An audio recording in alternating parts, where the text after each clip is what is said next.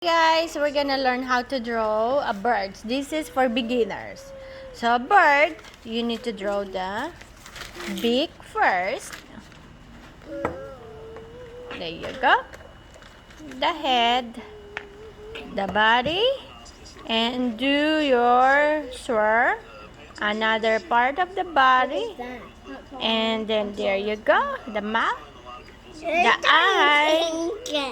There you go. And the feet. There you go. That's how you draw a simple bird.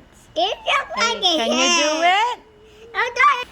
There you go. Joey's working on his bird. Make it longer. I'm making something related to a bird.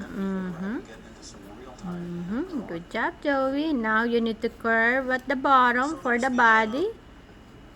A big bump. There you go, Jojo. And then the mouth. Finish the mouth. And then the eyes. And then the feet. Wow. Alright. And then the feather. And Brownies are ready! Okay. The brownies are ready, so we gotta have to go, guys. See you.